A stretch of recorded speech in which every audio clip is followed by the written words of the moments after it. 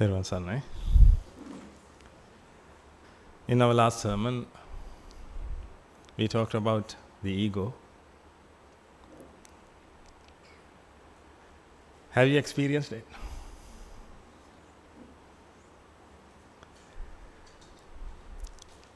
In our day-to-day life, we all experience that. Actually, we only experience the ego. We experience the mind.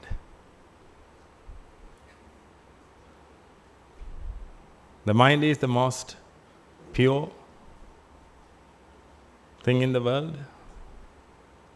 And we are blessed to have a mind. Otherwise, we would become a table or a tree. We have a mind, therefore we can perceive.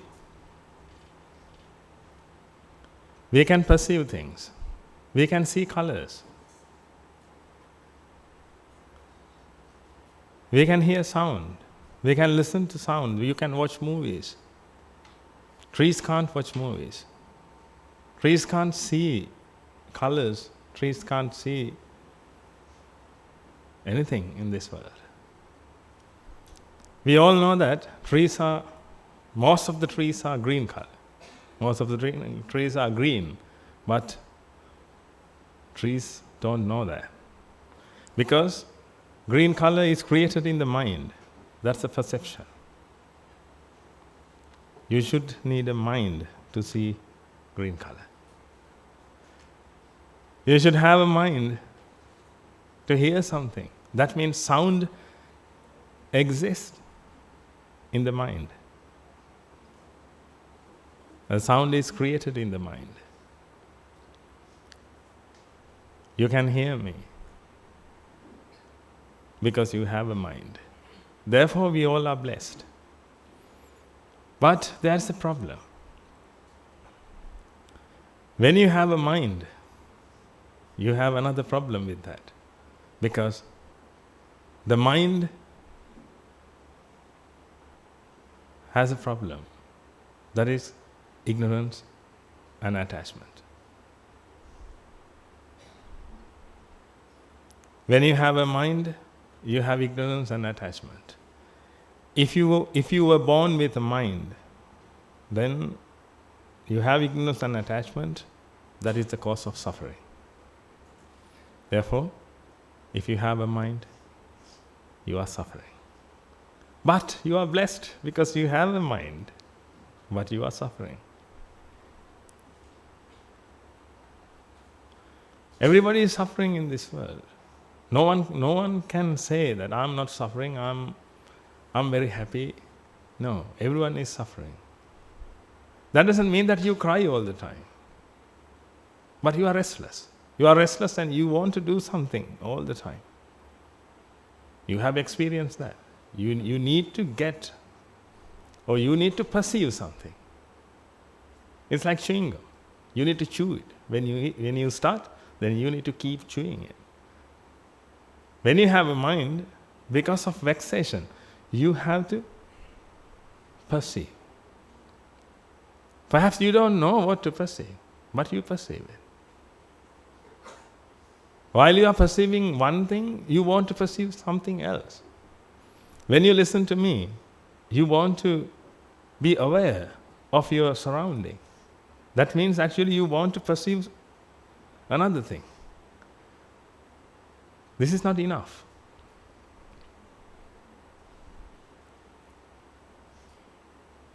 The mind wants to perceive. That means the mind is seeking for something.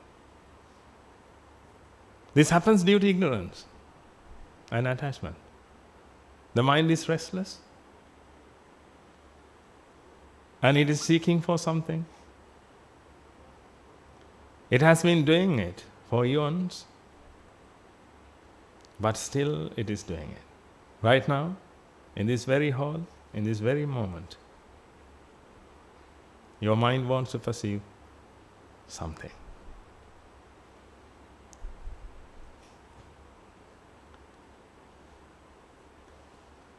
That's why we need the Buddha.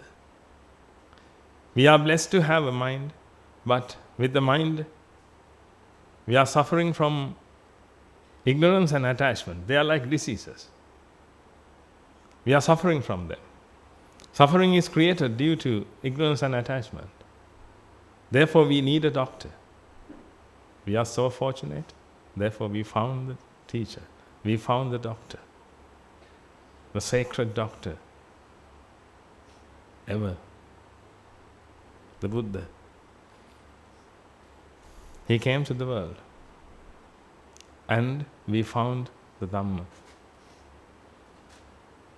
Therefore, now we know that suffering is avoidable. We can keep the mind and we can remove suffering from the mind. Suffering is avoidable because this is mental suffering we are talking about. Mental suffering is a creation. It's a formation, therefore we can eradicate that. But we need the Buddha. With the help of the Buddha, the grace of the Buddha, we can definitely eradicate the process. We can cease the process and use the mind. After that, you can taste whatever you want. Right now, when you taste, you have choices. Therefore, you can't taste everything and be happy.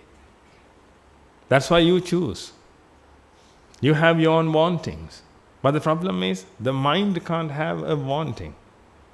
Because the mind is a process and the mind is an effect. If the mind is an effect, it can't have a wanting. Because it's an effect. It is created after its causes. Like you. When you were born, can you choose your parents? When you were born, you saw your parents. Then can you choose them? You are an effect. You can't choose. Therefore, you can't have a wanting. Because just after you were born, you came to know that you were born. Just after you were born, you came to know that you have parents. Then you can't choose them. You have to accept. If something is an effect, the effect has to accept. But your mind is not ready, ladies and gentlemen. Your mind is not ready to accept anything. That's why the mind has wantings and it wants to change the world. The mind always wants to change the world because it has its own wantings. With all wantings, he can't be happy, or it can't be happy. Therefore, it wants to change the world. That's why you always try to change the world. That's why you want other people to behave according to your wantings. That's why you have egoistic manner. You always work with egoistic manner. I'm sorry to say that, but that is how it works. We need to accept that. You need to change the environment because this is not beautiful. This must be this way, then it will be beautiful and I will like it. I want you to change this. I want you to change your behavior. Therefore, you always try to change the world. And when the world is changed, still you are not happy. And you will find another error because your wanting changes all the time with your views. Therefore, you will have a new wanting. When you have a new wanting, you want to change the world accordingly. Then again, you will change the world. That's what you have done.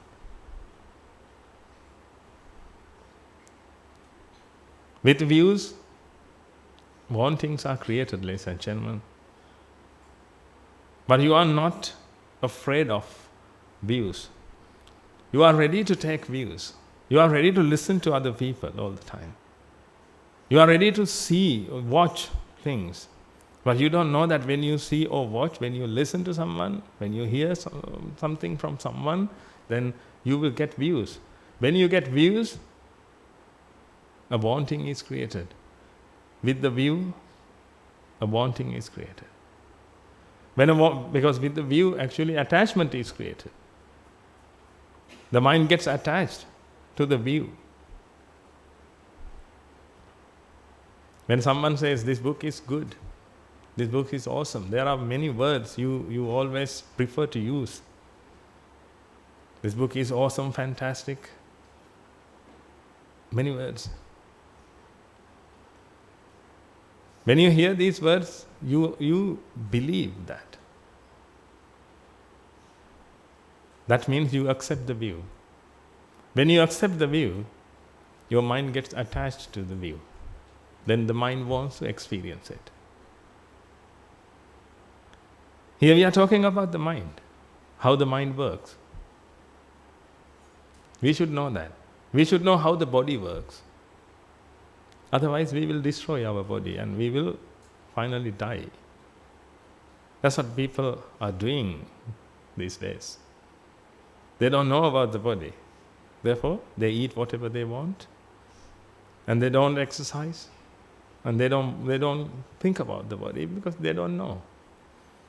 Then finally they will die because they can't keep the body healthy. Therefore, they will die. And the other thing is the mind, the most important thing. And if you don't know about the mind, then you will use the mind incorrectly. Then finally, you will lose the mind. That's why you will see people, almost all of them,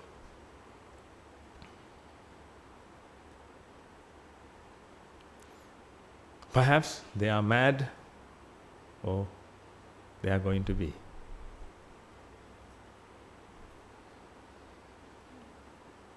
I can prove that. If you see hallucinations, if you see mental formations that doesn't exist, who do you call? Well, you see a person here, but this is not a person. But you see a being here. Do you want another example? Do you want me to prove it again with another example? Look at others. Then you will see many beings. You will see many beings and you will feel your existence and you will think that this is me, this is I. Then finally, then you will see others, you will feel other beings, then you will talk to them like you see a being. You will talk to me like you see a being, you meet a being. You will behave like a being. You will behave like a human being and you will behave like a girl, a woman, a man. But finally you should know that this is a mind. If you don't learn about the mind, then you will destroy it. It will be destroyed because you can't save it because you don't know about it. Let me teach you something about the mind. The mind always works with a view. That's why the mind always accepts that. When a view comes, it accepts it. When the mind accepts a view, then it gets attached to the view and it wants to experience the view. Whatever view comes to your mind, the mind gets attached to it. That's not the problem. The problem is, just after it got attached, it wants to experience it. But the problem is, whatever views you get, or whatever views you accept, can't be experienced. How can you experience beauty? Show me. I can say that this is very beautiful. Experience the beauty of that.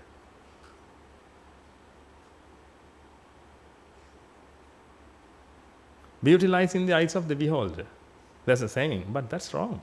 That's not the eyes, that's the mind. Then if you can see through my mind, see using my mind, then perhaps you will see beauty. Otherwise, you can't experience beauty. But always you have been deceived with beauty. When someone says it's beautiful, this is beautiful, that is beautiful, beautiful garden, beautiful house, beautiful lady, beautiful girl, so on and so forth. There are so many beautiful things. There are so many beautiful things, delicious things. So many. But you can't experience them. You will get your own experience. You will get your own experience. I will tell you how. When I say something is beautiful, you will accept that. Definitely you will accept that. When I say something is beautiful. Because you strongly believe that beauty is in the world. Beauty is in object, in people. You always accept that. When you accept the view, attachment is created. The mind gets attached to it. Then the mind has to experience that. But the problem is the mind can't experience that. When I say this is beautiful, you can see a color. That's it. The mind can perceive a color. The mind can't perceive beauty, ladies and gentlemen. The mind can only perceive a color. Therefore, when you see this, you will perceive a color. Then you have to decide whether it's beautiful or not. You have to decide. The mind decides it. Actually, mind. It happened in the mind. I'll show you how. When you see this, you will only perceive a color. But you would say that this is beautiful. When you see a person, you won't see a person. You can't see a person. You only see some colors. With the color, you create a figure, you create a shape. And finally, you use your memory and you take data from your memory and make your decisions. You name them, you tag them. Oh, this is a woman. Then perhaps if you have good database, then you can say that the country of that being. Can you imagine how far the mind can go? The country. At least the continent. You can decide. You means the mind can decide that. When you see something. First of all, the mind decided that it's a being. That's the first error.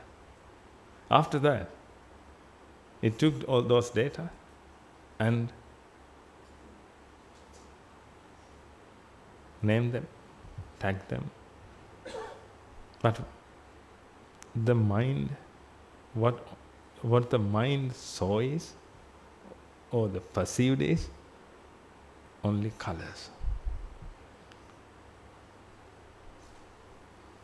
Others came from database. And ignorance. I'll show you how. When the mind accepts a view, it gets attached. When it gets attached, I would say, due to ignorance, this happened. Due to ignorance, the mind accepts a view. With the view, the mind gets attached. Now attachment is created. When attachment is created, the mind is vexed because the mind has wanting now. This is very important. The mind has wanting. When the mind has a wanting, the mind is vexed because it has a wanting. It wants something. When you want something, you are restless, you know that. You are restless until you find it, until you achieve it. That's how you have built a world around you. That's how you have built relationships, because you had wantings. Wanting, actually, you may have heard necessity is the mother of invention. Of course, but wanting is the mother of invention. Not only invention, wanting is the mother of world. What you see, what you have created so far, all the relationships you have built so far.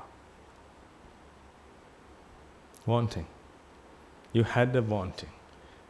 When you have a wanting, your mind is vexed, ladies and gentlemen. Therefore, the mind will go the extra mile to come out of vexation. It will do anything. It will do anything, I'm telling you. That's why you will see murderers. That's why you see thieves. That's why people steal. That's why people murder. Because they have wantings. When they have wantings, the mind is vexed. That's why you got married. You had a wanting in your mind. When you saw someone, you felt that, oh, she's beautiful, or he's handsome. And first of all, you saw a being again. You saw a being due to ignorance. Your life has been destroyed by ignorance and attachment. Your time has been wasted by ignorance and attachment. Your life has been wasted by ignorance and attachment. Because you didn't see the truth. We all. When I say you, it includes me as well.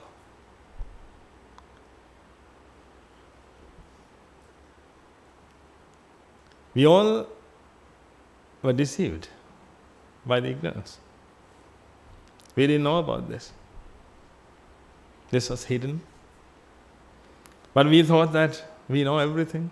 We thought that we were so intelligent. We were so educated.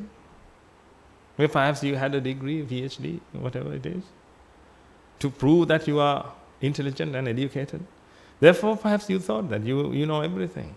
Therefore, when you feel your existence, you thought that, yes, this is my existence anyway. This is my existence, and this is my mind, and this is my body.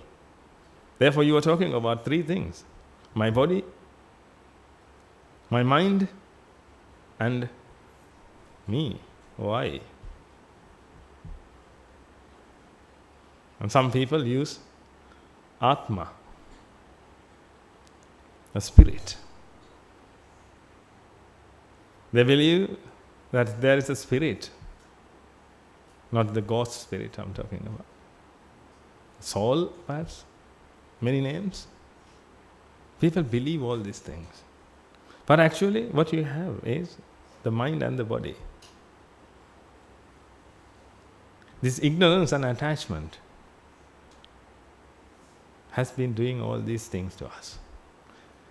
One day you will learn that this is the only enemy.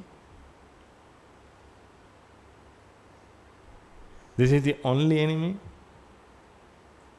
and this is the thing we should defeat. We don't have any quarrel with others. Everybody is suffering. We all are in the same boat. We all are suffering. Therefore, we all must rise against ignorance and attachment. That's why we discuss the Dhamma. That's the reason. That's the reason you came to the monastery, and that's the reason I came here. And we talk about ignorance and attachment. We talk about the ego. We talk about wantings. We talk about our experiences. Suffering. We have to talk about these things. When you talk about these things, we can fight against ignorance and attachment. Therefore, please don't have any other enemy.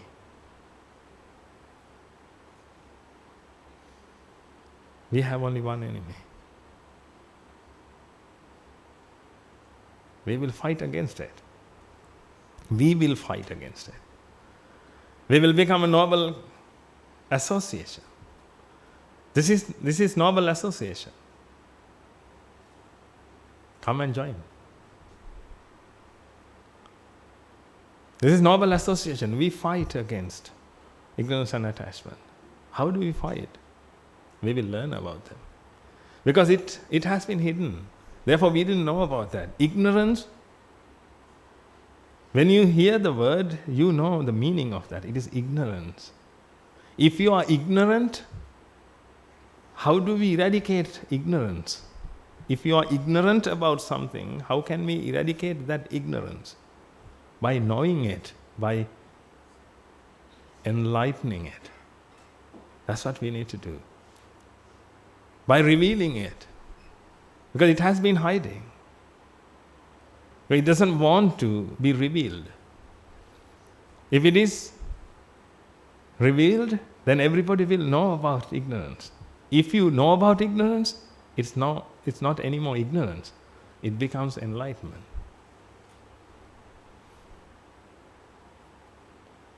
That's the reason. That's the reason we discuss about these things. Now, let's come back to this. Due to ignorance and attachment, a wanting is created.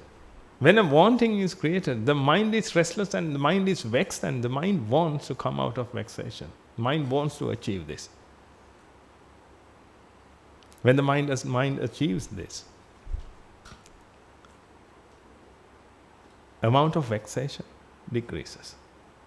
Because it was vexed, and let's assume that it had 10 units of vexation, then it decreases up to 2 units.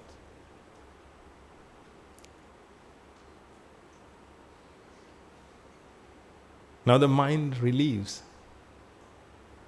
by 8 units. That relaxation, that mental relaxation is felt as pleasure. When you see something with pleasure, it's called beauty. Beauty equals pleasure plus whatever you see. Ugly. You should know this, because is this ugly, ladies and gentlemen? Is this ugly? This face? I can't say this. Is this beautiful face ugly? I can't say that. Is this ugly? You can't. Right now, perhaps you say, no, it's so beautiful. It's so beautiful because you agree with me. Let's assume that by listening to the Dhamma, your son or daughter wants to come and join with us. Then perhaps you will use some other words, these ugly, whatever. But now this face is the most beautiful thing in the world, because you want to achieve your salvation, and I preached the Dhamma, and you listen to the Dhamma, we discuss, and you can see a partner to achieve your salvation. Therefore, this face is the most beautiful. But it will be different in the future. Bring your daughters, bring your sons, then you will see that. I have experienced these things. Then, beauty is pleasure plus whatever you see. Therefore, if you can see this, if you can perceive this with pleasure, then you feel that this is beautiful. You feel the beauty of this.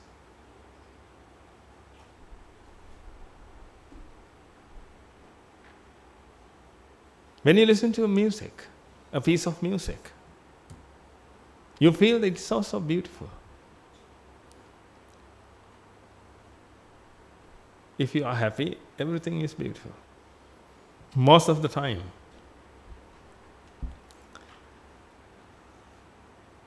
It's beautiful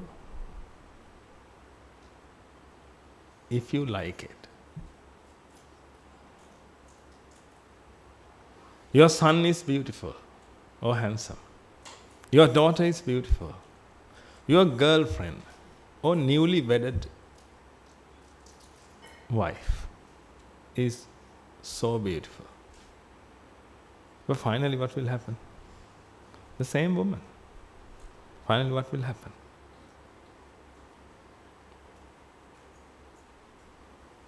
That's the difference. Everything is beautiful if you are happy. Beauty is a mental opinion.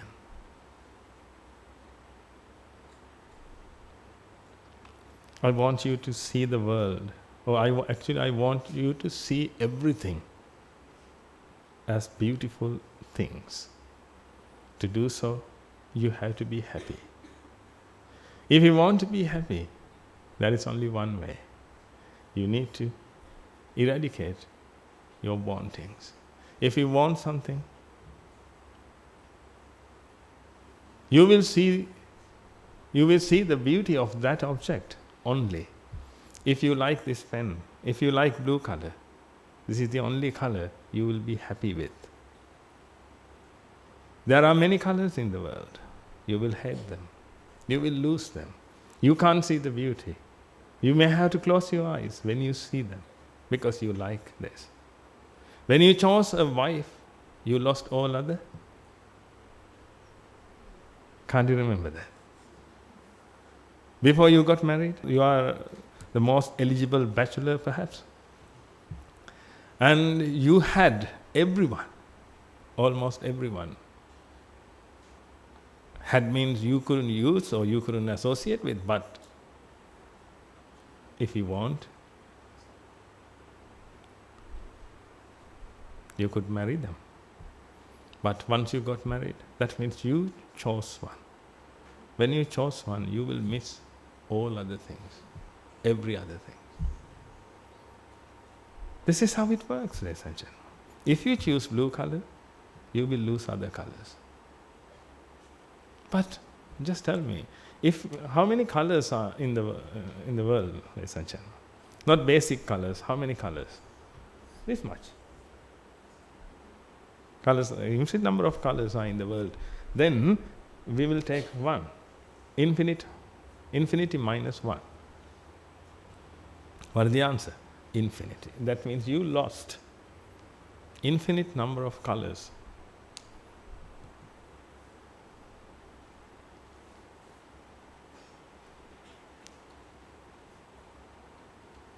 That's why you are suffering. Then what you do is, you want to change the world and you are going to paint all the walls blue color. Because you like it. When you go home, look at your bedroom. You have painted it. You chose one color. Because when you saw the book, then you chose that color and you apply on the wall. Now you see it every day, and when you see it, you feel beauty, you perceive beauty. But when you come out of the room, or when you go somewhere, then you will see other colors, but you don't like it, and you are not happy anymore. Actually, if you are a turtle, you can choose a color because then it can be in its house all the time by looking at it. But you are a social animal. You can't stay in your room, ladies and gentlemen. Therefore, that can't be a solution. Changing the world and staying in it, that can't be a solution. Therefore, we need to eradicate all the wantings, all wantings we have. To eradicate these wantings, we should learn about the mind. That's why I'm going to teach you, and that's why we are going to discuss. Now, a wanting is created due to attachment. Attachment is created due to ignorance. That means if you are ignorant about the world, you always accept views. If you think that the world is pleasurable, then you accept a view that combines with pleasure, beauty, delicious, soft, so on. You always accept them without a second thought. If I say that that food was delicious, will you question me? When someone says that the food was delicious, will you question him? No, you just accept it. Because you know that and you agreed with him, and because you know that the world is pleasurable, therefore you will definitely find delicious food in the world. And he might have found it. Then you accept it. Then if he was talking about a restaurant, then definitely you will go to the restaurant and you will eat.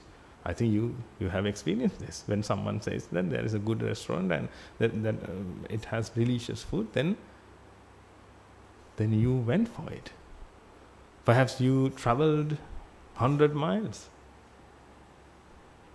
just to eat something and came back like a king, a hero.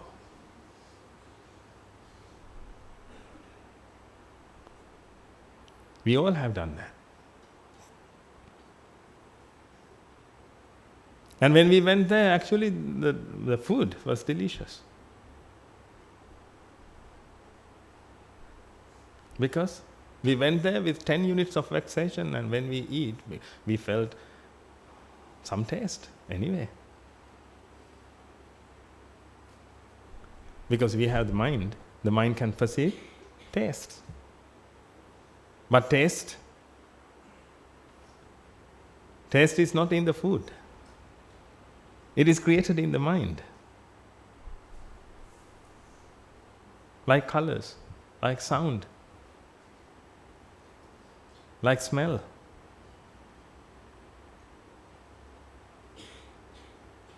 Taste is not in the food. But when you eat, you will feel taste, you will perceive it. Because the mind is there, the mind is created. When the mind is created, it perceives taste, which was not in the food. But you thought that the food was delicious. You felt that. You agreed with it. It happens due to this. Because you had 10 units.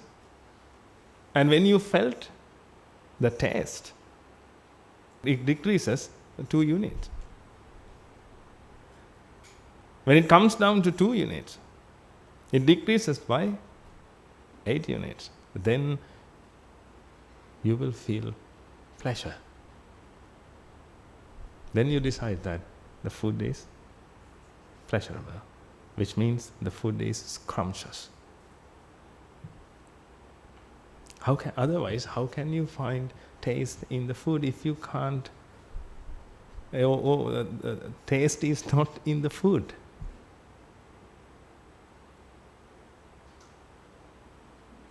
If taste is not in the food, how can you say that that food is delicious, scrumptious, whatever your word you use?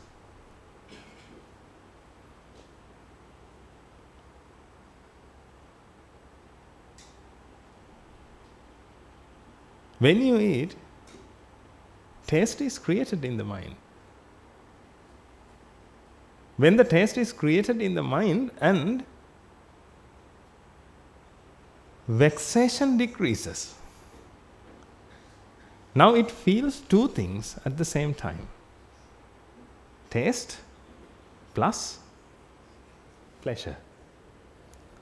When you feel taste plus pleasure, then you will feel, actually it's equal to delicious.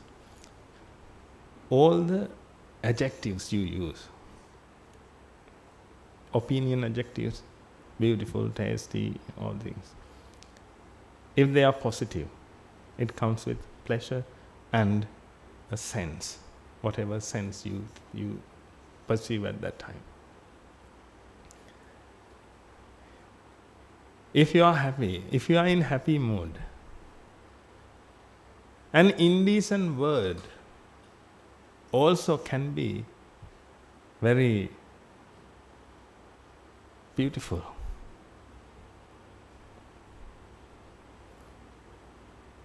Not indecent word, let's take donkey.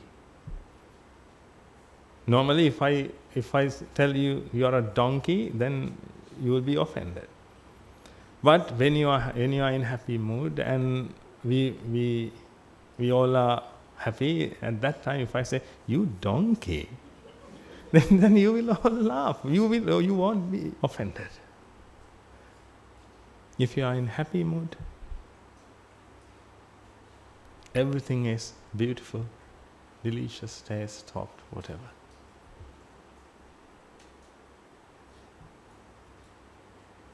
Because all the senses are created in your mind. That doesn't mean that nothing is in the world. These things that are made up of 4 basic elements exist in the world. The table exists. This cube exists. This pen exists. But the color, it doesn't exist. In the world, it is created in your mind. That's why I told you, we are so blessed to have a mind. But we are responsible to purify it.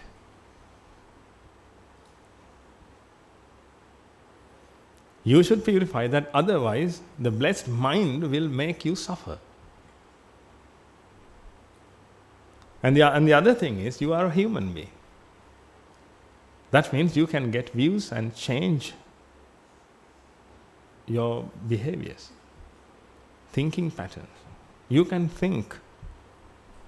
Animals can't attain Nibbana because they can't think.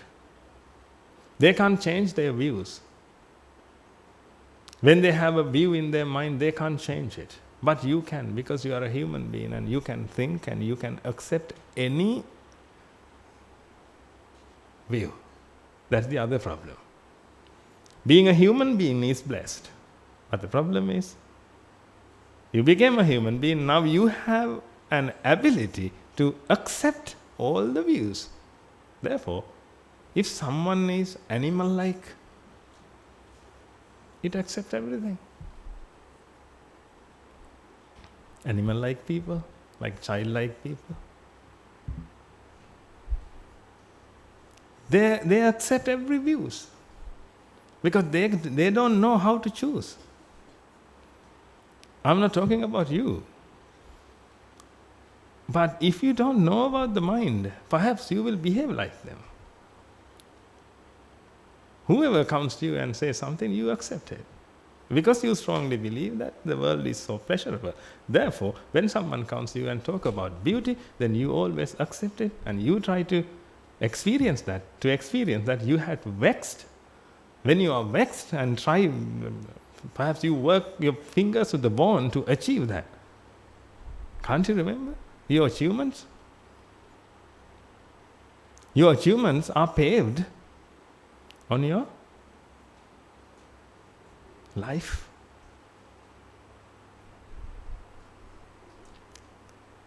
You have built a house. It took perhaps 3 years. You didn't work there, but you had to earn. Am I right? You had to earn. Then you earned. You had been earning for 5 years, perhaps 4 years. And finally, you achieved your house. You built it. Now your house is built on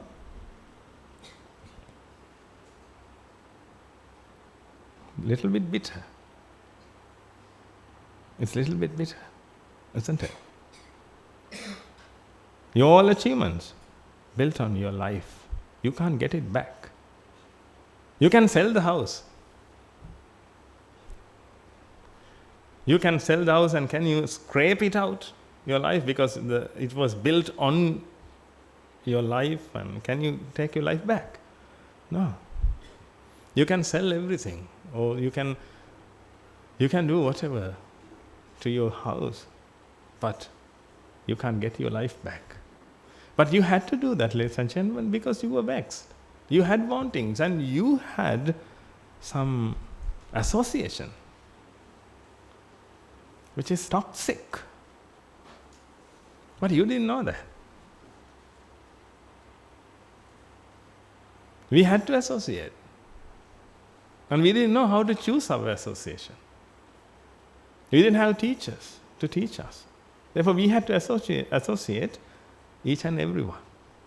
Then when we associated them, then they taught us everything is beautiful, everything in this world is so beautiful, fantastic. And therefore, we wanted to live in the world. And we wanted to achieve things in the world because they asked us to achieve things.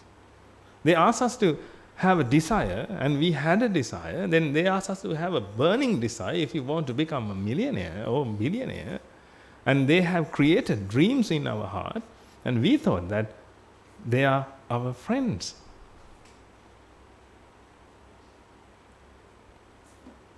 We thought that they are our friends, and we listened to them, and we couldn't choose anything because we were so ignorant, and we accepted all the views. You may have read 1 million books. Each and every book asks you to have a big dream. And perhaps it says, think big and start small and achieve your dreams, achieve your goals, have a goal, have a burning desire. It makes you run. Yes, it makes you run over your life. And it ran. And finally, you lost your life. Still, you try to achieve your new dream. Dream after dream, you had to achieve. And you are achieving, and you will. Please don't be offended. I'm not insulting anyone. But this is the truth. The Buddha said, desire is like a wildfire. The Buddha said. Have you read any book that's saying the same sentence, that same saying? No. Everyone says, have a burning desire. They were telling the truth, ladies and gentlemen, because they wanted you to build something. They wanted you to build a world. Then they can be satisfied. Because we are talking about the ego. The ego wants a world. The ego wants separation. Therefore, the ego the ego wants to create a perhaps beautiful, nice, whatever, the world. Therefore, the ego uses you.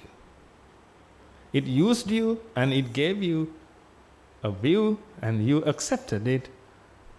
At the same time, wanting was created, then you had to do something. Therefore, you used your life and you achieved something. Now, you think that I have this much of wealth. Again, I had to say that, yes. But what happened to your life? There are some people, they build a huge wealth, but they don't have life to spend it. Because to build something, to achieve something, you have to use your life. Perhaps you think that you have to use your time, but time is an illusion. It's only a mental sensation. It's an illusion. Each time you talk about the time, actually we talk about life. And you had to use your life to build or achieve your dreams, then finally, your life is spent. Now you don't have any more life to live, but you have wealth, and finally, one of your relatives will take your wealth, acquire your wealth, perhaps the government You lost everything. Anyway, when you die, you have to leave everything and go. You can't get the life back, ladies and gentlemen. Therefore, I want you to understand this. This is a tragedy, I'm telling you.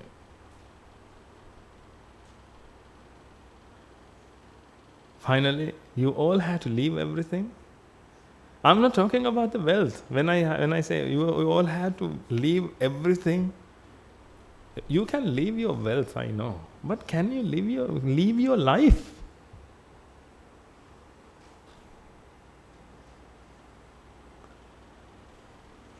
You had to leave your life, ladies and gentlemen, because underneath your wealth, your life, there's your life. You can't take it. It's stuck.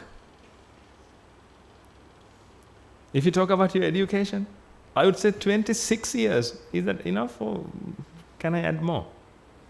If you have done your PhD, perhaps 29 years. But you are talking about your education. I'm a well-educated person. Of course, you are a well-educated person. What about your life? Can you get it back? Then perhaps you ask, why do we get the life? Because we live at that time. Then why? We have been living. Why? Why do we get the time or get the life back? You need your life to experience the life. Here I'm talking about the life. You got a life to experience the life, ladies and gentlemen. But what you experienced was wanting, vexation, again pleasure, then wanting, vexation, pleasure, wanting, vexation, pleasure.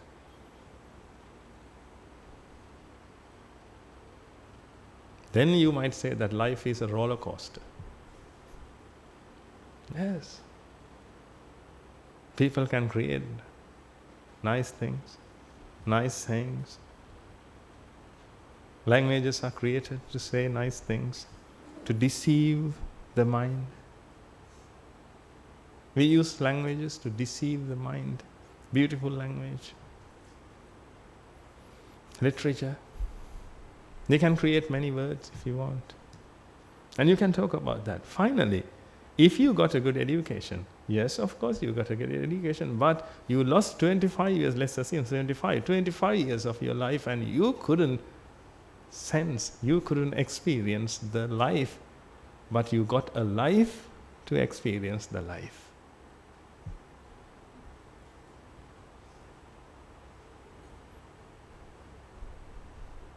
If you don't know how to experience the life, and if you live another 100 years, the entire time, entire life, entire thing will be wasted.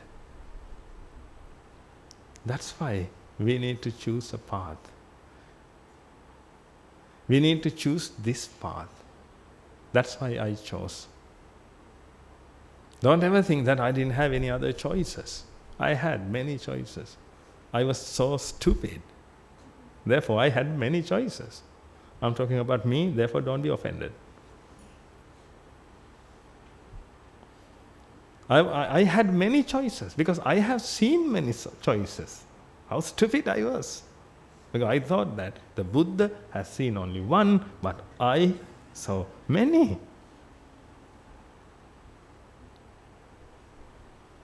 The Buddha said there is only one way. There is only one path. Ekayano ayam bhikkhave maggo sattanam visuddhya. To purify your mind. Or to experience the life. Purify your mind means the experiencing your life. Not the life. Experience the life. There's only one way. Ekayano ayam bhikkhave maggo. Only one path.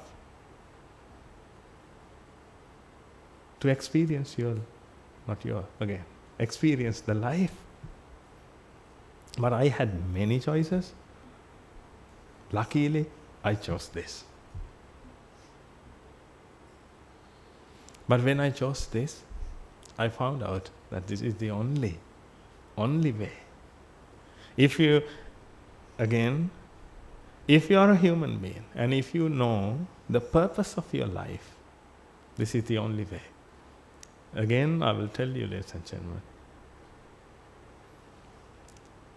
your purpose, your life purpose, the purpose of your life is to experience the life. That's why once Jesus Christ said, I am the truth, I am the way and the life. He was talking about the life. The life.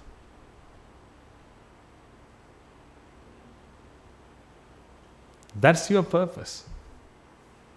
But the problem is, if you suffer, if you are vexed, then you use your life to experience other things. Because when you got a view, wrong views, especially, these things are wrong views. There is only one correct view, one noble view in the world. That's not regarding conventional things, ladies and gentlemen. That's not regarding conventional things. These are conventional things. This can be beautiful, this can be anything, but these are conventional things. But there is only one absolute truth in the world. The Buddha said, anicca, dukkha, anatta is the absolute truth. Other than that, every other things are conventional.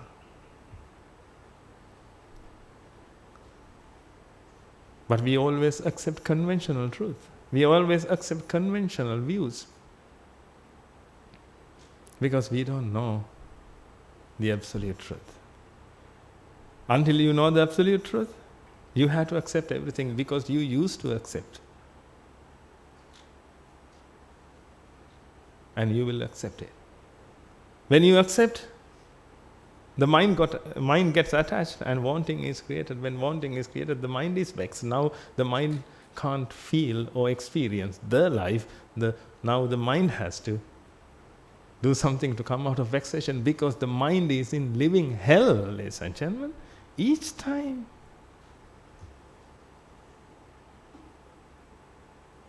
If the mind is vexed, what do you think? If the mind is vexed, can you dance if the mind is vexed? Can you sing a song if the mind is vexed? Your mother is on her deathbed. Can you dance? No, your mind is vexed. Now you want to save her. You want to save her. You want to protect. Somehow you need her back. That's how it is. When the mind is vexed, the mind can't be happy. Or the mind can't experience any other thing. The mind wants to experience the view. What it has accepted just before.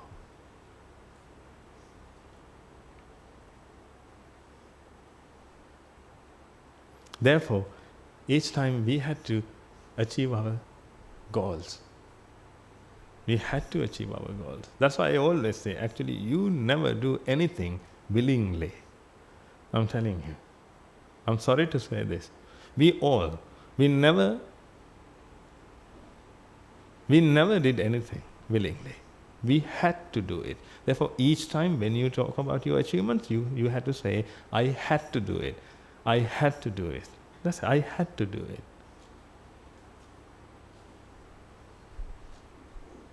I had to do it. I got married. Yes, I had to do it. I had children. I had to do it. I had to do it. Because I was so desperate. That's how you need to say. I was so desperate. I couldn't control myself. I couldn't control because I was vexed. That's why I hit the man.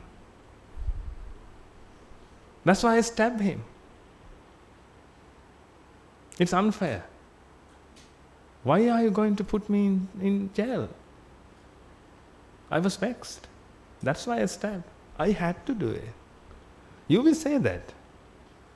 When you are in the court, definitely you will say that. I'm so sorry. I'm so innocent. I don't want to commit any sin.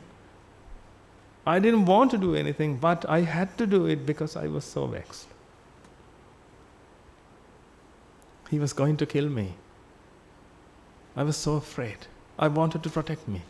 I had to hit him. I had to stab him. You always say, I had to, when you come to that point. But right now, you have to say, I had to achieve this. I had to achieve that. I had to achieve. I had to achieve. I had to achieve. But one thing, you have missed one thing. Not one thing, the thing.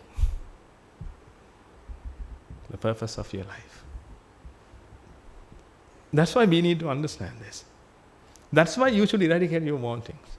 That's why you should eradicate your ignorance. If you can eradicate your ignorance, you won't feel vexation anymore. If you don't feel vexation anymore, now you will only feel happiness. Happiness means the natural state of mind. There is no such thing called happiness. There is no such thing called happiness. Happiness means the natural state of your mind. When you feel it once, you feel the same. That's it. But so far, nobody can experience or feel it because of vexation, because of ignorance. That's why I told you, if you are not happy today, or if you are seeking for happiness, this is the problem. This is the enemy. That's why we should come together and fight with this. You can't do it alone. You need a teacher. You need noble companion. That's why we always ask you to come to us. That's the only reason. Because we know that this can be eradicated. This is unnecessary suffering, ladies and gentlemen. This is unnecessary vexation. Why do we suffer? Tell me one thing. Why do we suffer? If we can eradicate this, why do we suffer? If we have the Buddha, if we have the Dhamma, if we have the Sangha, if we have the noble association, if we have the understanding, then why do we suffer? I want you to think. I know you all have a good life, well-off life. You have achieved a lot. You have enough wealth. You have enough money. You have everything. But I know you don't have happiness. You are restless. You can be easily irritated. That's why when I talk to you, always I had said, don't be offended. Please, please don't be offended. Let me clean your wound. Let me apply some medicine. Let me heal your mind.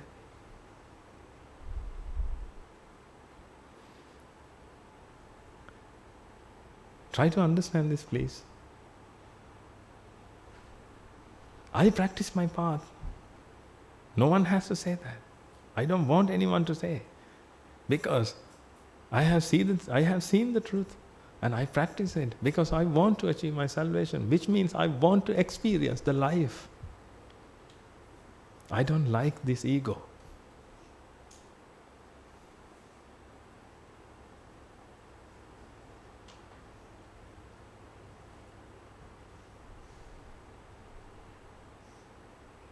Therefore, I practice my path. I'm talking about you. But if you see that I don't practice my path, please tell me. Or stop feeding me. You all feed us to achieve our salvation. That's the other problem, ladies and gentlemen.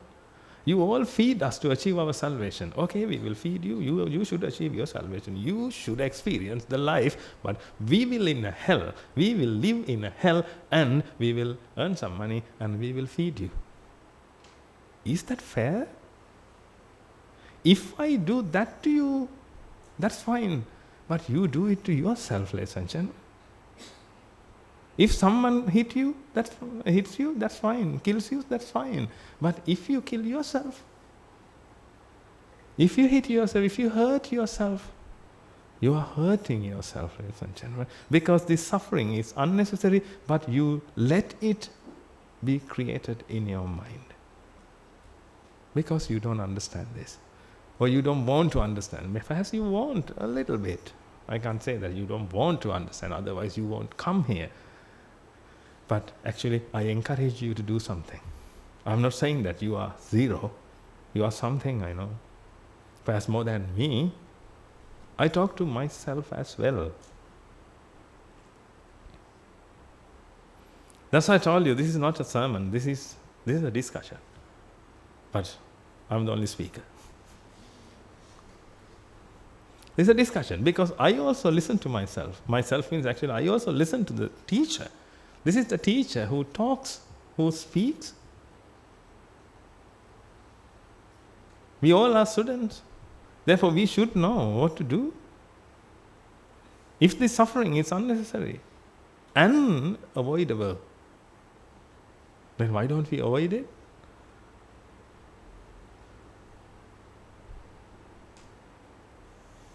Why don't we put our every other work behind and practice this? Give me 2 years of your life, just 2 years, then you will realize this.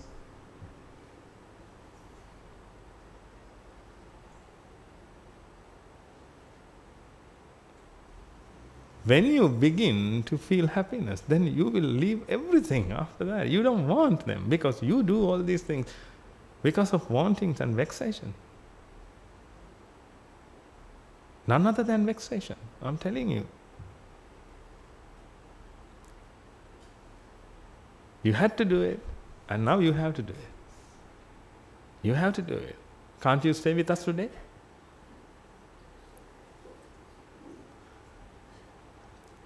Then you might say, no, I have to go.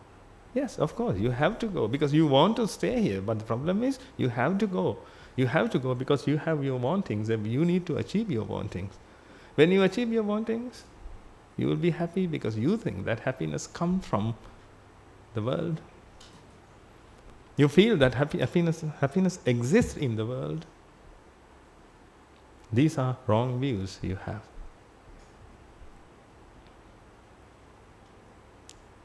Again, I'm telling you, what you have experienced is not happiness. You have experienced only pleasure. That means reduction of vexation. And the other thing is, you should understand this as well.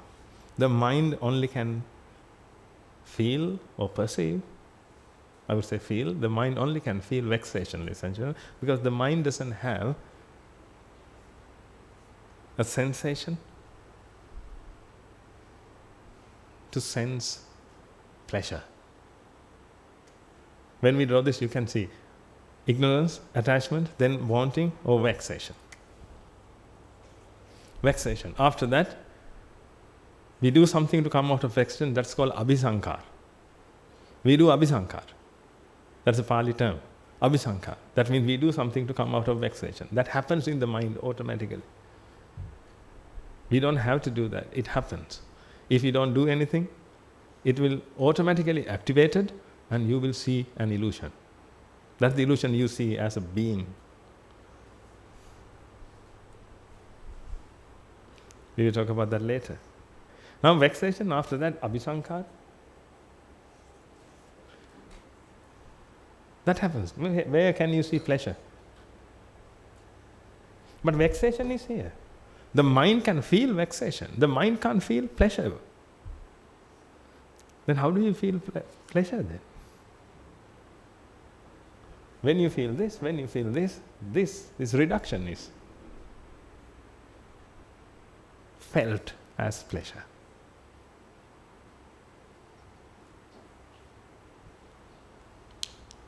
And the other thing, you can't find vexation in the world, and you can't find pleasure in the world.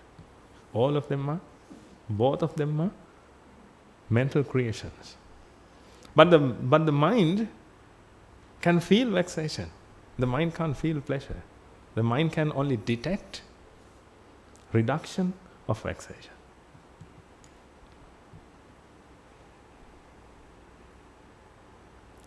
The mind can detect 10 units, mind can detect 2 units, then automatically the 8 units, the reduction of 8 units is felt. That's pleasure. With that you see something, therefore you see beautiful things. And you register them in your mind.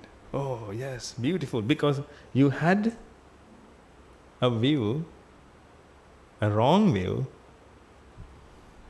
that the world is pleasurable. Therefore you wanted to feel the world, you wanted to feel pleasure. Therefore, when you felt it, you registered it in your mind, and ignorance became so powerful.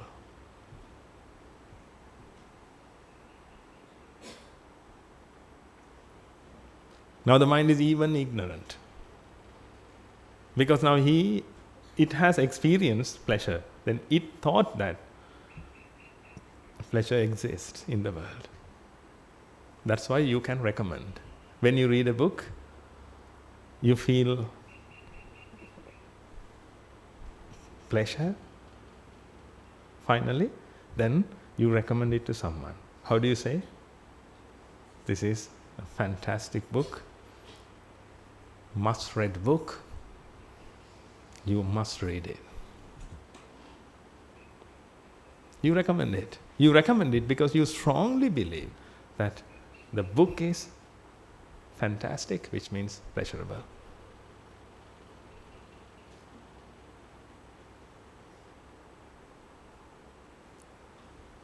Not only you recommend to others, but also you recommend it to yourself. You recommend it means you feed your ignorance. Then ignorance becomes very powerful. After that, you have to use another, something bigger actually. You have to use something bigger than what you experience, because the mind wants to experience more pleasure. It's like you feed something to, you feed a piece of meat to a crocodile. It expects more meat every day. Finally it will come behind you. Then, if you can't feed it, it will eat you. If you can't understand this riddle, you will understand when you are on your deathbed. The ignorance and attachment have eaten me. I couldn't experience the life. I have wealth on the land, or I have some papers on my name. I have some figures in my account. Right now, I am on the bed, suffocating.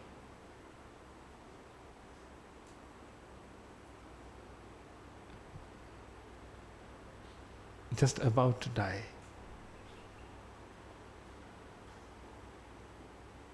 But suffering.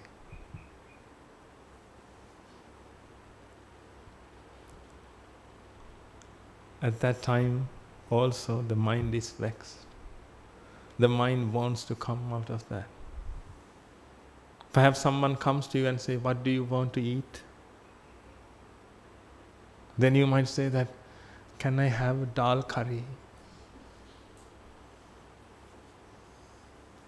Yes, but you are a millionaire.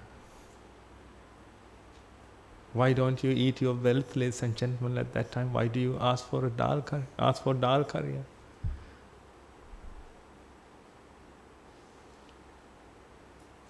You are a millionaire. You have a huge wealth. Why don't you eat your wealth at least before you leave the world? Because you can't touch it. You can't even touch it, ladies and gentlemen. If you have some papers on your name for a piece of land, then they are on the land. You can't separate it and take it with you. You can't put it in your pocket. You felt that you have everything. But to get the feeling, again I'm talking about the ego. The ego wants to be bigger, feel bigger, superior than others. Therefore, the ego used your life, beautiful life. The ego used it. If you let it use, it will use it to the end, to the last bit of your very life. Each time you will feel superior. Oh, I know this. But you read a book, perhaps to read a book you take 5 hours. By reading the book, you can say that, oh, I acquire knowledge. I acquired knowledge. You can say that. By saying that, I don't want to, or I'm not saying that you don't have to read books or don't read books.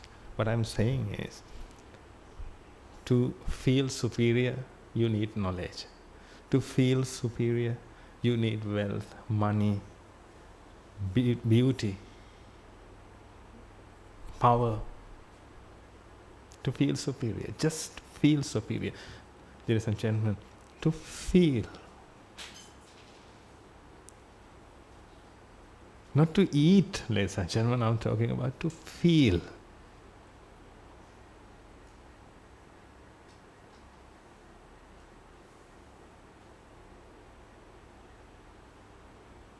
To feel superior, you can spend 5 hours of your life that can be used to experience the life.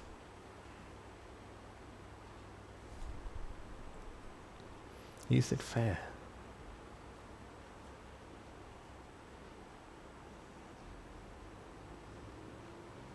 Is it fair? Ask the question from you. To feel superior. How far you can go to feel superior. Let's do a degree. 3 years. If you want to do a sandwich course, 5. Okay. Right now, 5 years. You are ready to sacrifice your great life to feel superior. Oh, perhaps you might say that. No. We need knowledge to live. We need to eat something. Therefore, we need to have a job. That's the same story people always take. Actually, it's not a story, it's a scapegoat. When the ego wants to do something, it always come up with excuses. Come up with excuses.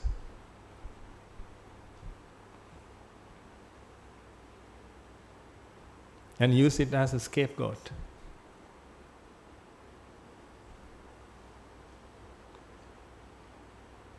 I need to have a good job.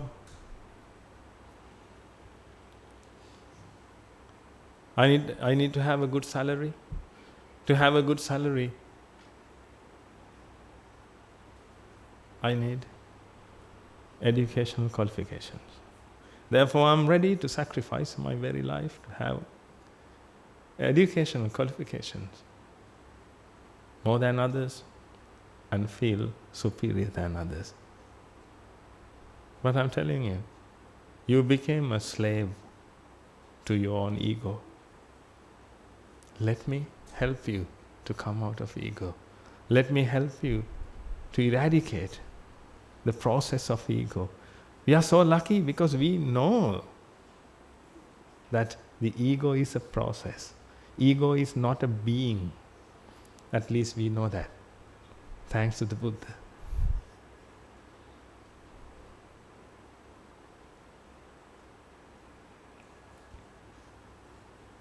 Thanks to the Buddha, we know that. The ego is a process. Therefore, we can seize it. If ego is a being, if the ego is a being, we will suffer forever and we will be a slave. We will be slaves to this ego. Each of us. We have to. We don't have any other option otherwise. But we are so lucky. We are so fortunate, ladies and gentlemen. Somehow, we got a chance to listen to the Dhamma. With that we knew, or we came to know that the ego is a process. Therefore, now the ego is unnecessary. If you suffer on the hand of the ego, then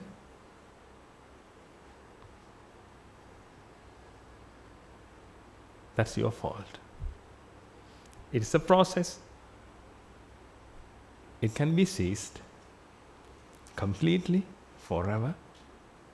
But still, if you are a slave of your ego, that's your fault. We have a hospital.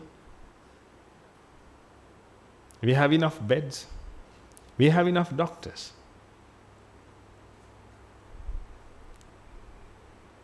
We can help you. We can help you. Bold that word. We can help you.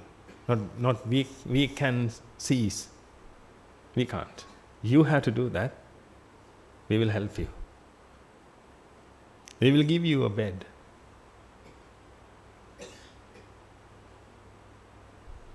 We will give you nurses, which means association. We have doctors who will help you to cease the process. You yourself must try. That's how it works. You yourself must try. No one is there to work for you, but everybody will work with you. We are ready to. We are ready to run with you. We are ready to fight with you. But you have to fight your own battle.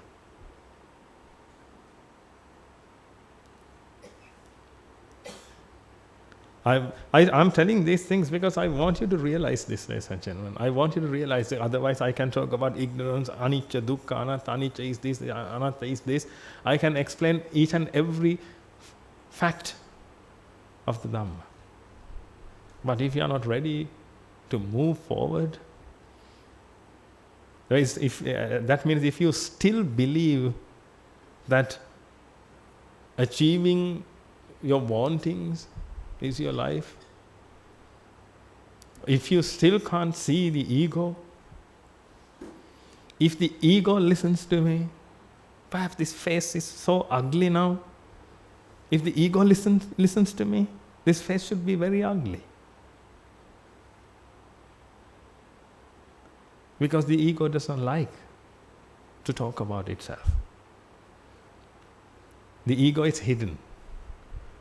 The ego wants to be hidden. It doesn't want to be revealed. But the Buddha has revealed it. Therefore, the ego doesn't like the Buddha. The ego doesn't like the Dhamma, the Sangha.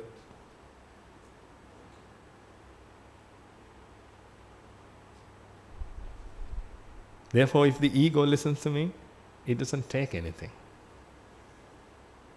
I want your mind to listen to me. One day it will listen. Until that, I will poke the Dhamma into it.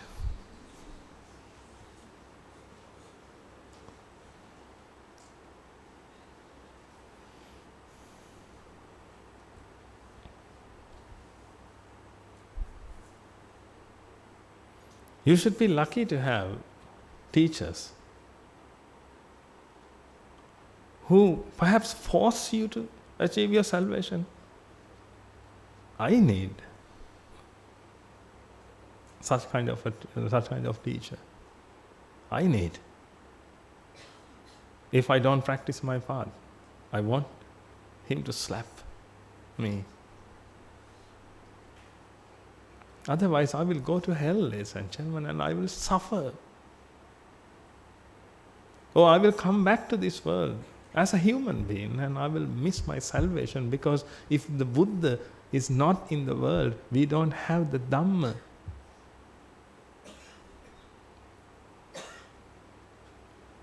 Then we will come to the world as a human being and we don't have a noble companionship. We don't have noble companions to associate with, therefore we will ruin and we will be ruined. We will be destroyed. We will get all the views, wrong views. Right now, if you get a wrong view, we are here to correct you. Our teachers are here to correct us. But if you take a wrong view, such like it's okay to kill animals to eat.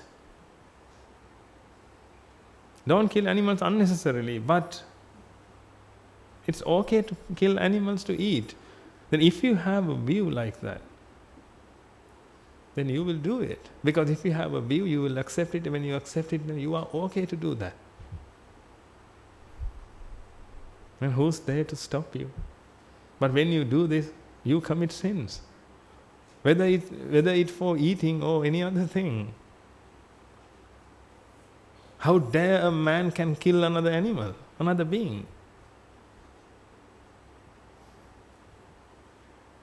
But people can't understand. But they are well educated, ladies and gentlemen. They are well educated, but they don't like cannibalism. They hate. They can eat every animal, every other animal, except his own kind. The ego has created that. Because the ego wants to be protected, therefore you can't eat me, but you can eat any other one if you want. But the problem is, if you accept these types of views, then you will commit sins. No one won't be there to protect you from them. But right now, if you have wrong views, we are here to help you. That's why I told you, we don't have time, ladies and gentlemen. We don't have time. Perhaps this might be your last sermon. It happened to some people who were with us. Someone was sitting right in front of me and listened to the Dhamma. In that sermon also, I said, this can be your last. Perhaps that person didn't believe it, but a week after, we got the message. The person is not anymore. The person was not anymore.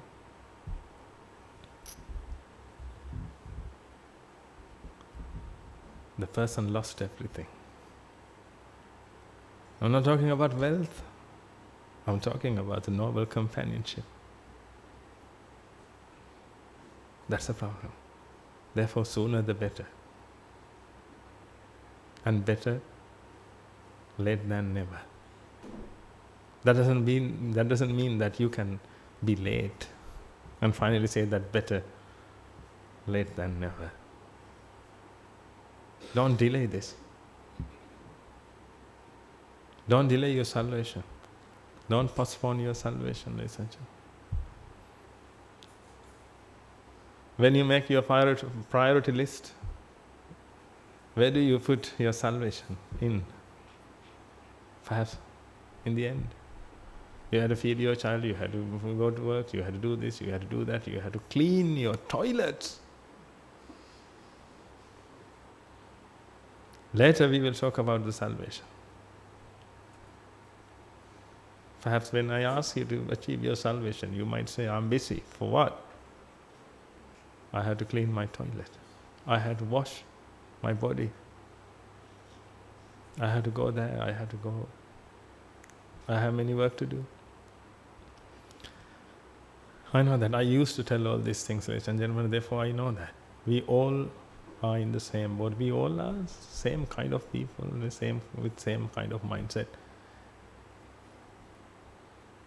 That's why I know you can win this game. That's why I keep saying this. You can. I want to ignite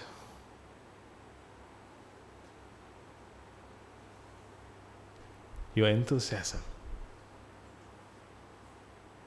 to achieve your salvation. If it is ignited, you will come to us and ask for your salvation, or at least the Dhamma. At that time, even if we ask you to go home, you won't go.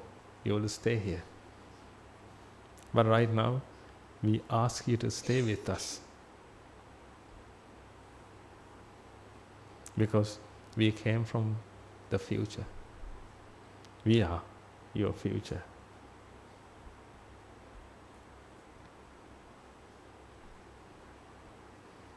If your future self come from the future, what would he say? I'm the future of my past. Can I speak to my past? You stupid. What are you doing? Why do you want to achieve all these things? Why are you sacrificing your very life to achieve unnecessary things that you can't bring it, that you can't take it with you? No one is going to put money into your coffin. I'm talking to me. I'm talking to my past. Your future will say the same thing, ladies and gentlemen. It will. If it has a chance. Will you make a chance? Your future to blame, at least to blame you. If you do that, you need to start it today. You need to start and you need to prioritize. If you can understand these things in your priority list, achieving your salvation will be the top.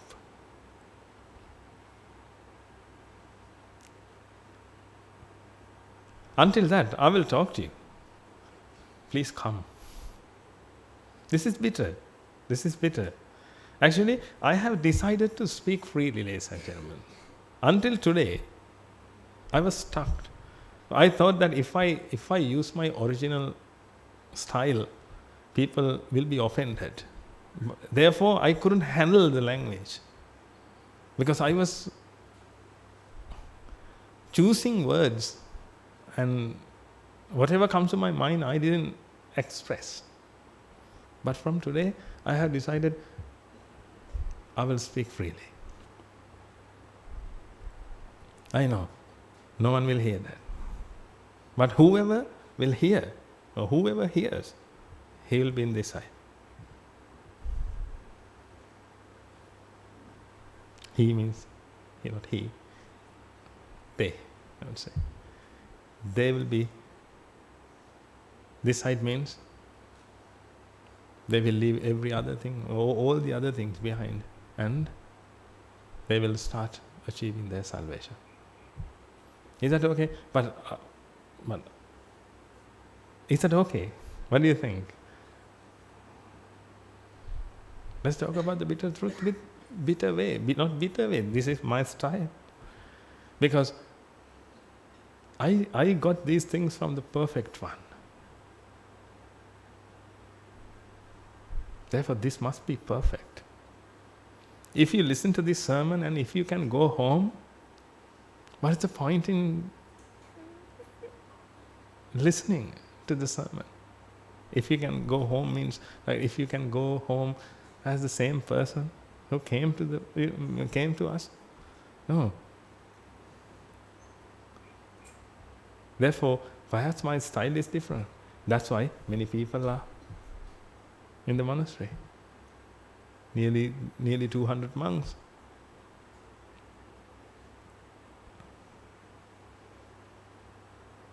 $150 anagarikas. More than 150 Siddhasravikas.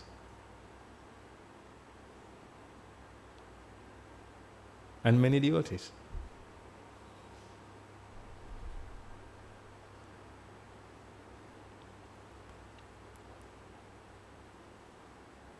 Therefore, I want you to think. I want you to look at your life. I want you to understand the purpose of your life. But if you listen to other people means ignoble people. They are not, I won't say they are sinners. They are ignoble. The Buddha said ignoble. Asat Purusha. That doesn't mean that they commit sins. That their views are different. Their views are different. Therefore, they always offer you a wrong view. We can't blame them for that. Because they offer you what they have. You always offer us what you have. If you are angry, what do you offer? What do you spread? Anger. You want everybody to be angry, that's why you talk angrily. You try to fight with others. And when you have lustful feelings, you always try to spread it. You means the ego again. It wants everybody, everyone to be lustful. Then it can survive as well as it can be satisfied by using them. Therefore, what you have, you always offer. Then, when you associate ignoble people, they always offer you what they have in their mind. They read ignoble books. They associate ignoble people. They listen ignoble songs.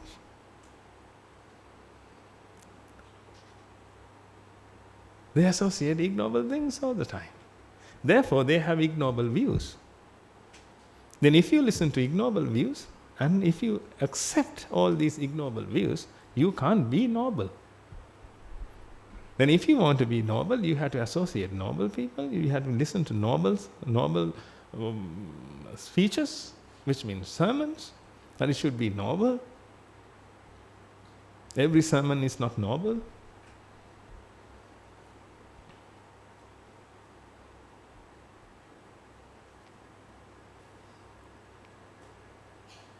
I'll tell you the path.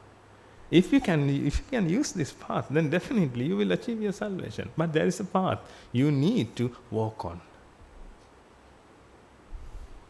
Don't ever think that preaching and listening to the sermon, that I'm preaching to you, then you are listening to the sermon, then you don't think that this is enough. Don't think that I will listen to the sermon, I will come to the monastery every wherever, whatever the date you come, and I will come to the sermon, and I will listen to the sermon every day. That's not enough. When you listen to the sermon, a path appears. But you should start practicing. If you don't start practicing, it will disappear. A path appears. It's like your navigator, ladies and gentlemen. It's like your navigator. First of all, you had to install or apply your destination. When you apply your destination, a path appears. It appears, then when you push start button, then it disappears, then it starts to move. Then you have to move, the path is made by walking, then it will guide you to your destination. But first of all, you should need a destination. Therefore, you should see the destination. That's what I do here. I want you to see the destination.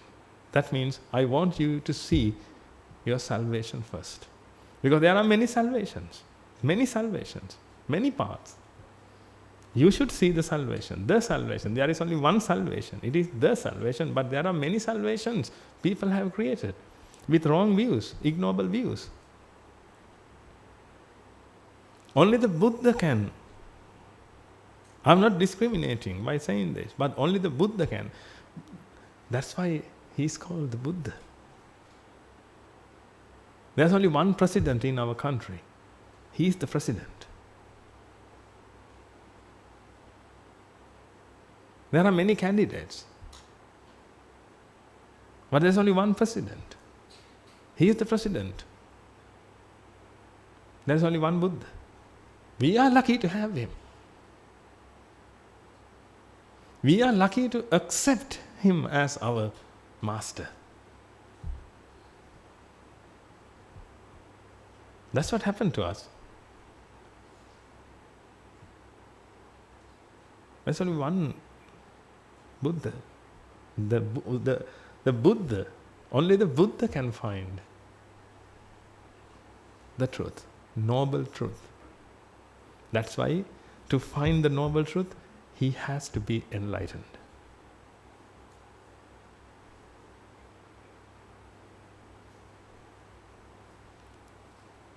Only the Buddha can express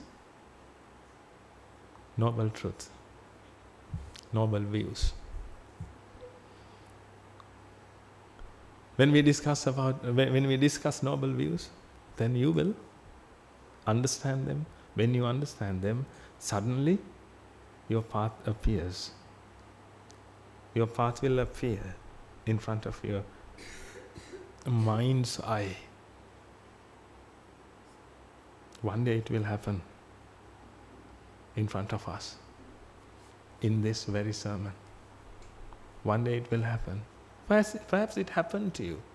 How do I know it happened to you? If it happened to you, achieving your salvation must be in the top. Perhaps you have many other work to do, responsibilities to fulfill, such as you have kids. Therefore, you can't become a monk. I don't ask you to become a monk. But if you are young and if you don't have those responsibilities, I don't ask you to get married either.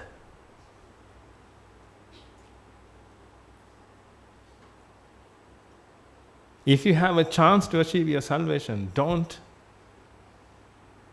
ruin it.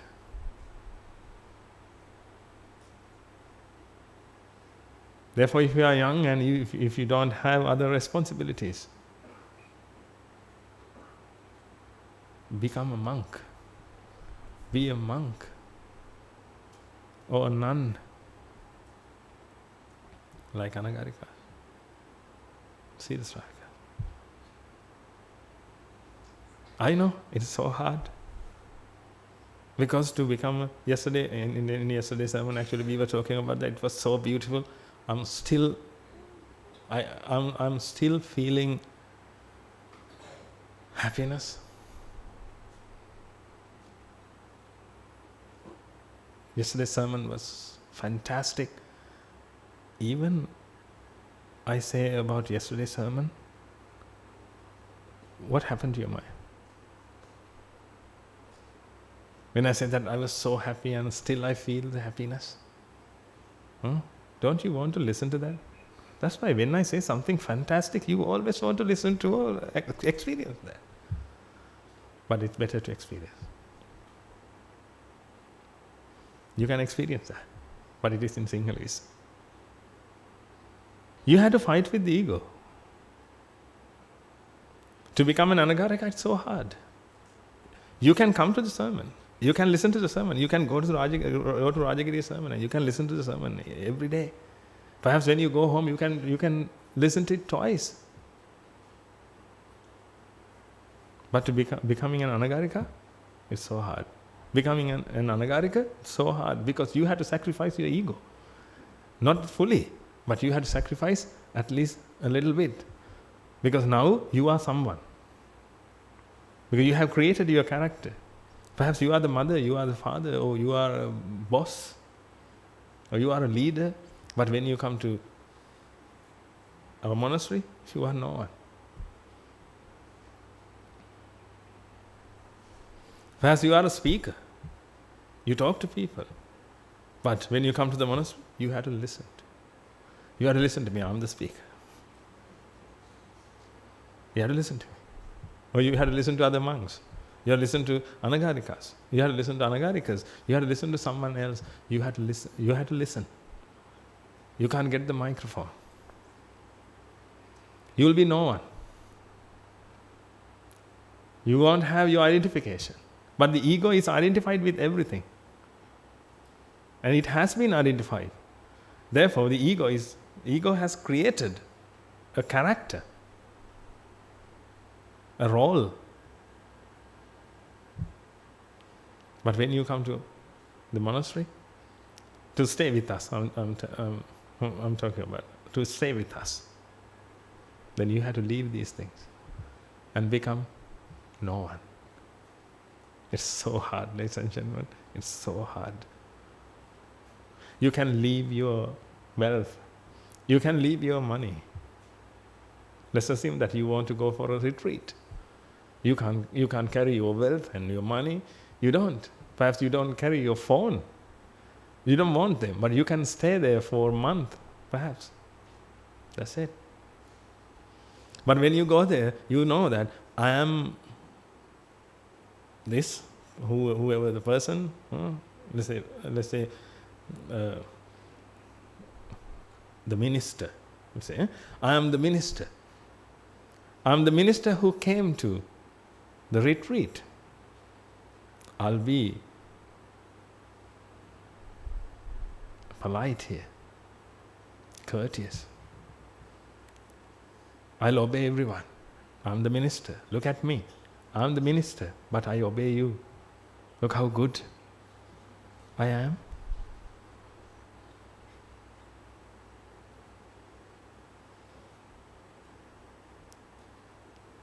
But if you come to the monastery to become an anagarika, it is forever. You have to keep that thing, the dead skin we were talking about yesterday.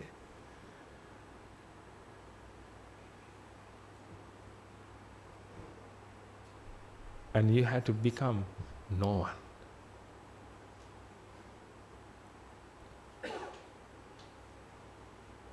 Then you can start your path.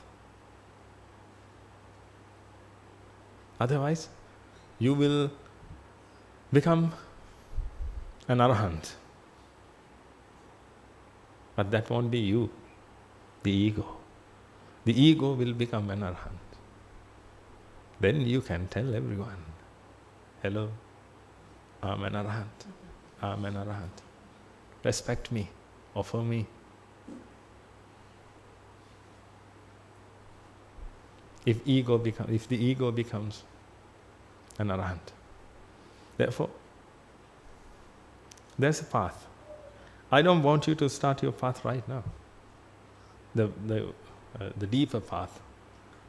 But the simple path is, if you can stop associating ignoble people. If you can stop accepting ignoble views, you will win one day. If you can stop feeding the ego with ignoble views, the ego will be suppressed. Then, and it will be tamed, and it will listen to the Dhamma and understand it. Whatever you understand when you come to the sermon, and whatever you understand should be practiced. Practice means, now if you know about your wantings, I told you that you have achieved a lot, but everything is on your very life and you couldn't, and you don't have enough life to experience the life. When I say these things, I think you were shocked. I want you to be shocked again, over and over again. When you contemplate that, you will be shocked. I want you to look at your properties. I want you to look at your account, your family, your social services. That doesn't mean that you don't have to do these things, but I want you to see that. When you see, you will realize everything is built on your life. Then you will choose what is useful and what is useless. When I saw these things, my entire life was useless. Because the purpose of my life wasn't served.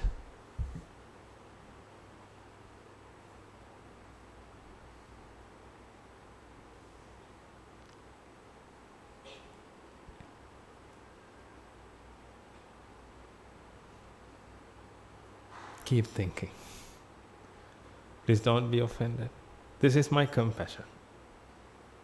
I want you to think. I want you to realize.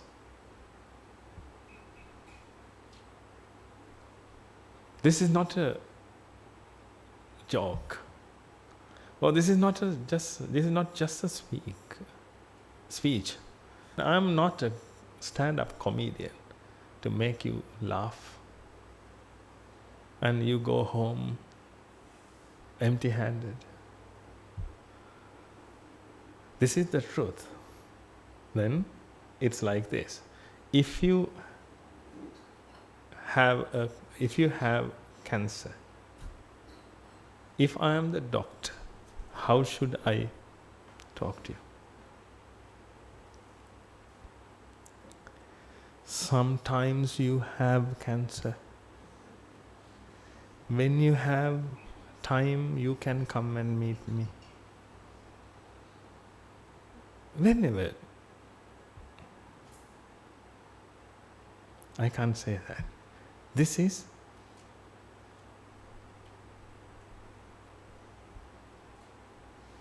perishes than cancer, ladies and gentlemen.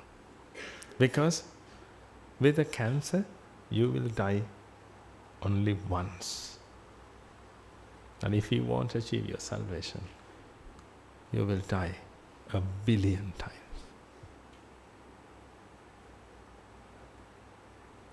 If you know how hard it is,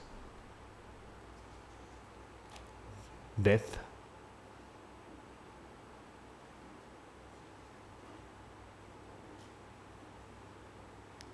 you will experience it 1 billion times.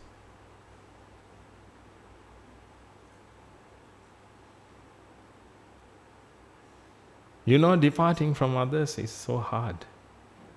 What do you think? From your beloved things and ones.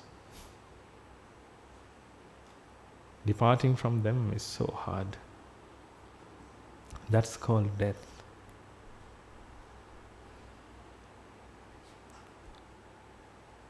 When your mother dies, you can't tolerate it. When your son dies, you can't tolerate it. When you die, you will lose everyone.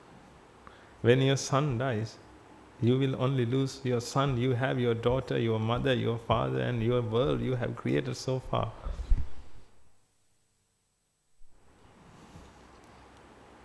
When you die, you will lose everything. That is the hardest death I'm telling you. Hardest. You will feel excruciating pain, unbearable pain, I'm telling you. With cancer, you will experience it only once. Therefore, let's start this.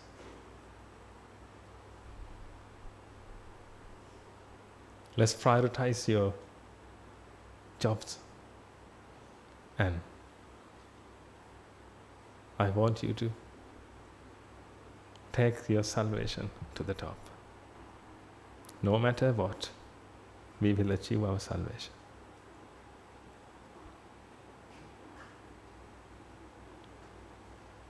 Apart from that, we will serve the world, we will do all the social services, we will achieve we will do our responsibilities. We will fulfill our responsibilities. We will do everything. That's what we do. This is a social service. I help you.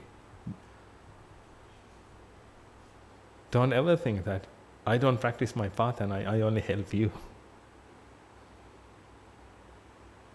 It never happened, and I never do that. I'm not a social worker. I can help you.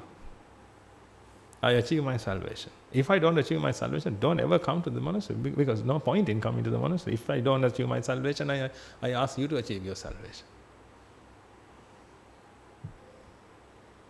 If I achieve my salvation, I know the Dhamma, I know the path, therefore I can guide you. I mean monks. Therefore, when I say that I achieve my salvation and apart from that I help you, you should be happy. Then you will find a great teacher. Then I will achieve my salvation and you will achieve your salvation, and I will help you and you will help me. Then we all will become a noble association. This is the noble association we want to build and include you.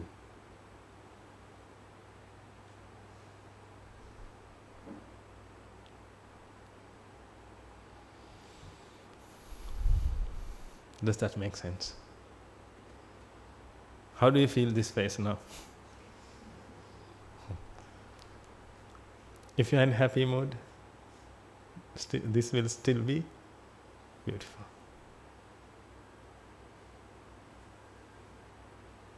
No offense. This is the compassion. I can't let you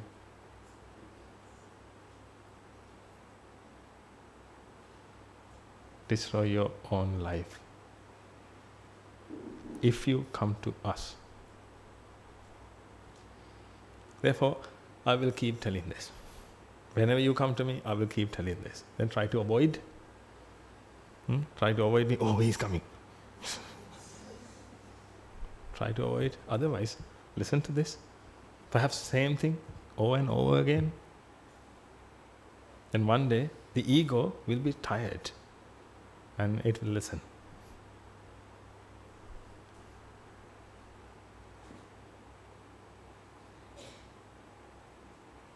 That's why once Jesus Christ said, it's really difficult for a rich man to go to heaven. That doesn't mean that rich men can't go to heaven. It means that it's really difficult for, if you are rich in something. One day I will explain each and every quote that Jesus Christ said.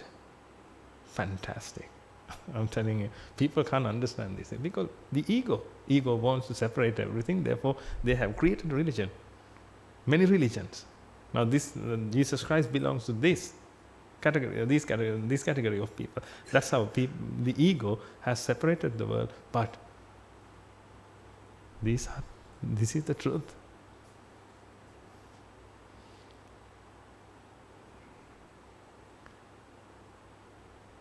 It's easier for a camel to go through a hole of a needle than a rich man or the rich to go to heaven. Then poor people always use that quote against the rich, because they can't achieve. They are vexed because they want to achieve, they can't achieve. Then their ego hates. The poor always hate the rich because they can't reach. But Jesus Christ didn't say that.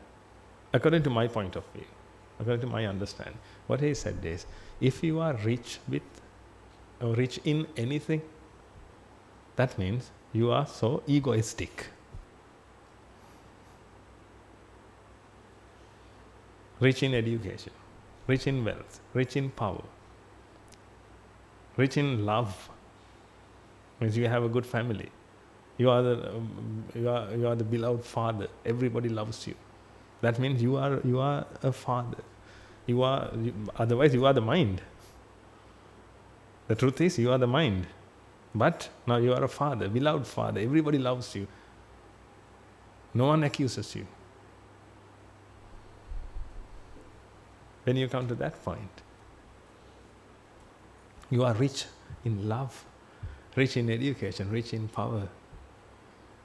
You all want to be rich in any of these things, not only money.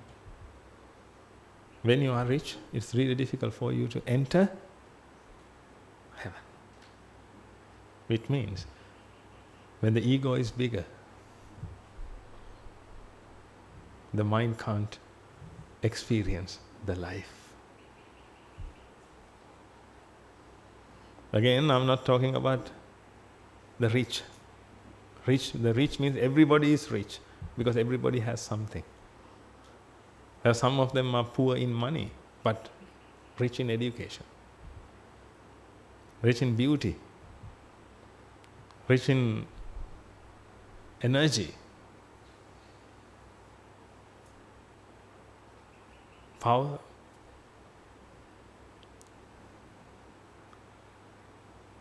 Their ego is very big, gigantic. Therefore,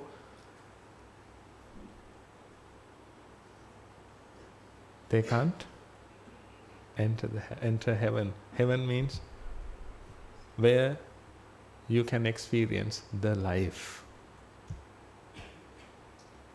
Actually, that heaven is in your mind, because you can experience the life in your mind, in this very life.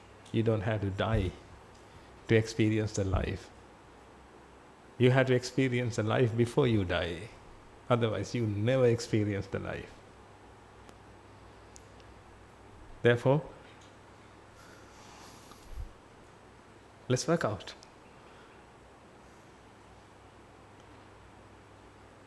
Please come to the sermon as much as possible. And spread this message. Tell your friends that there is a monk who is shouting at us. And he tries to kill us, finally, if we don't associate, if we don't practice the path, whatever. If you think that this is useful, give this message.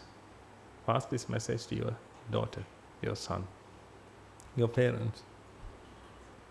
One day they will achieve their salvation, ladies and gentlemen. Otherwise, something will happen to them that happened to rich people. Again, rich in everything.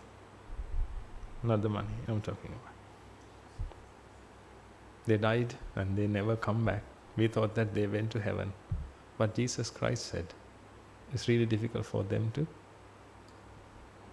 enter heaven. And they never enter heaven. They never entered heaven. They entered somewhere opposite to that.